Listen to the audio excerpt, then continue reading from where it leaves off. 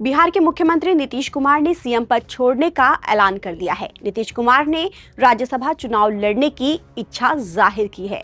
यानी अब मुख्यमंत्री नीतीश कुमार ने बिहार की राजनीति छोड़ केंद्र का रुख करने का मन बना लिया है और इसकी जानकारी उन्होंने अपने सोशल मीडिया प्लेटफॉर्म एक्स पर एक पोस्ट शेयर कर दी है। नीतीश कुमार ने राज्यसभा चुनाव लड़ने की खबरों पर मुहर लगाते हुए अपने पोस्ट में लिखा, पिछले 2 दशकों से भी ज्यादा समय से आपने अपना विश्वास और समर्थन मेरे साथ लगातार बनाए रखा और उसी के बल पर हमने बिहार की और आप सबके लोगों की पूरी निष्ठा से सेवा की है। आपके विश्वास और समर्थन की ही ताकत थी कि बिहार आज विकास और सम्मान का नया आयाम पेश कर रहा है। इसके लिए पहले भी मैंने आपके प्रति कई बार आभार व्यक्त किया है। संसदीय जीवन शुरू करने के समय से ही मेरे मन में एक इच्छा थी कि मैं बिहार विधानमंडल के दोनों सदनों के साथ संसद के भी दोनों सदनों का सदस्य बनूं।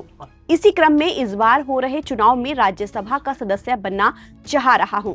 नीतीश कुमार ने आगे लिखा, मैं आपको पूरी ईमानदारी से विश्वास दिलाना चाहता हूं कि आपके साथ मेरा ये संबंध भविष्य में भी बना रहेगा और आपके साथ मिलकर एक विकसित बिहार बनाने का संकल्प पूर्ववत कायम रहेगा। जो नई सरकार बनेगी उसको मेरा पूरा सहयोग एवं मार्गदर्शन रहेगा। वहीं सम्राट चौधरी ने सीएम नीतीश कुमार को राज्यसभा चुनाव उम्मीदवार घोषित किए जाने पर अनंत बधाई दी।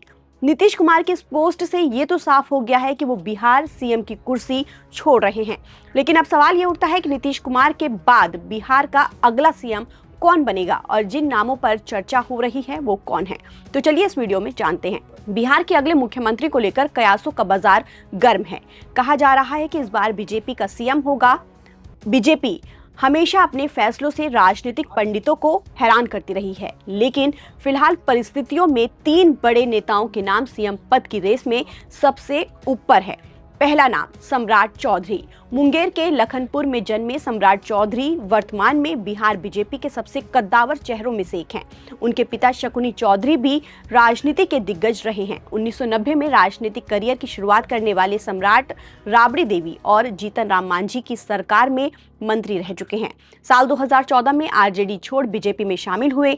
जाति फैक्टर की बात करें तो सम्राट चौधरी की कोयरी कुशवाहा समाज पर मजबूत पकड़ है। वो बिहार बीजेपी के प्रदेश अध्यक्ष और उप मुख्यमंत्री की जिम्मेदारी भी संभाल चुके हैं। नीतीश कुमार को सत्ता से हटाने के लिए उन्होंने पगड़ी बांधने का संकल्प लिया था, जो काफी चर्चाओं में रहा था। दूसरा नाम नित्यानंद राय। नित्यानंद राय ने हालिया लोकसभा चुनाव में आरजेडी के आलोक मेहता को हराकर अपनी ताकत साबित की थी। वो उजियारपुर लोकसभा क्षेत्र से लगातार विधायक रहे और अब सांसद के रूप में केंद्र में एक्टिव हैं। अमित शाह के साथ भी उनकी अच्छी बनती है। अमित शाह कई बार कह भी चुके हैं कि नित्यानंद राय को बड़ी जिम्मेदारी दी जाएगी। आप किसी राज्य का मुखिया बना दें तो ये भी तो बहुत बड़ी जिम्मेदारी होगी। 26 साल से राजनीति में सक्रिय नित्यानंद राय बिहार बीजेपी के प्रदेश अध्यक्ष भी रह चुके हैं।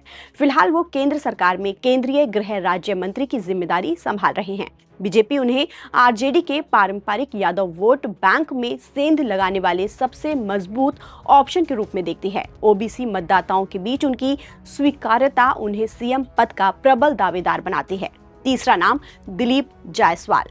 बिहार बीजेपी के वर्तमान अध्यक्ष डॉक्टर दिलीप जायसवाल भी इस दौड़ में शामिल हैं। डॉक्टर जायसवाल की छवि एक साफ सुथरे और शिक्षित नेता की है।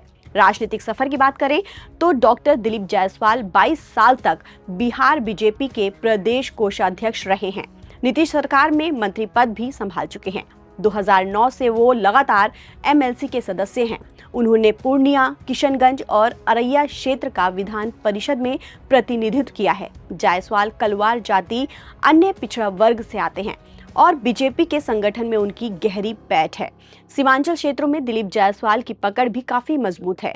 नीतीश कुमार के राज्यसभा जाने के फैसले से बिहार में एनडीए गठबंधन का स्वरूप अब पूरी तरह से बदला हुआ नजर आएगा। ऐसे में देखना यह होगा कि 16 मार्च के बाद बिहार की बागडोर किसके हाथों में आती है। ताजा अपडेट के लिए आप बने रहिए नवभारत टाइम्स के साथ। नमस्कार।